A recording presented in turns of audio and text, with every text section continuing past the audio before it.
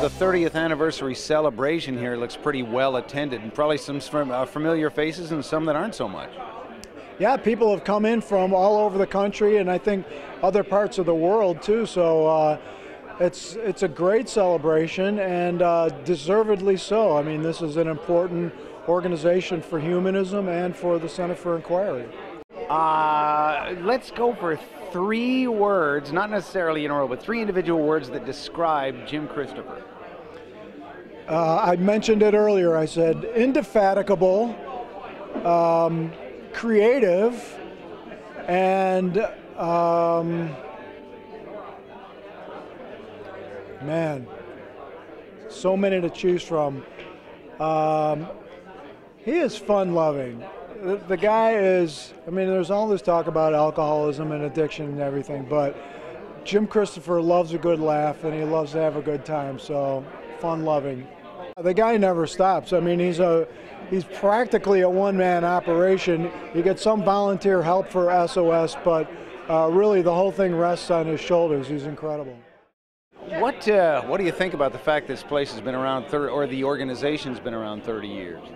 I think it's a remarkable achievement. I mean, my only hope is that it expands, because certainly I wasn't well served by the religious approach to recovery. In fact, I think the ever-presence, the ubiquitousness of Alcoholics Anonymous actually delayed my recovery until I found places like SOS that really, I think, brought recovery down to size and simplified it, I think, quite eloquently.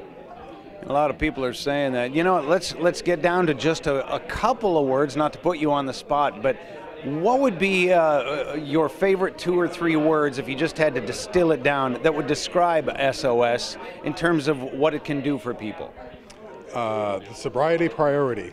Do not drink or use no matter what. It's far simpler than what they offer in the 12-step programs, and it's worked well for me, and I'm pleased to see many others too.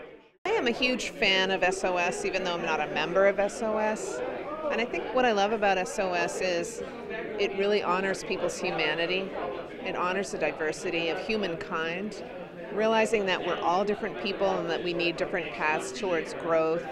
Personal growth and change is so different for everyone involved in it, and we need to have those alternatives, and we need to have our court systems and our justice systems and our communities realize that we need different strokes for different folks, and SOS is part of that continuum, and it's a really important partner in making sure that people have a place to go when they're facing crisis, when they're facing, you know, things going wrong in their lives.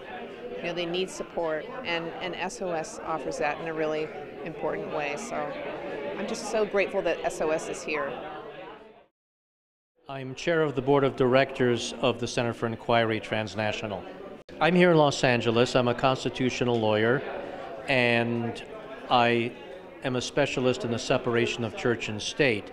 And the reason why I've been a strong supporter of SOS is because every time a judge or any branch of government will try to force somebody to religious-only treatment for their addiction, there's a constitutional violation. Because if you read the Establishment Clause of the First Amendment, as it was intended to be read by the framers, no branch of government can favor belief over non-belief. And so just like when a judge in some states will give custody in a divorce to the parent that promises to raise the child religious, as opposed to the parent who won't raise the child religious, anytime any branch of government favors belief over non-belief, it violates the separation of church and state. We host 3 or 4 SOS meetings every week, and including our one downtown, which has people on Skid Row, and so many of those people can't get sober because there isn't a community of people to support them if they don't believe in God, and that's where it's so important that SOS is around. I feel really great because I've had, speaking personally, 37 years off booze and drugs, and so, you know, creating this movement and having it reach the 30-year mark is kind of wonderful.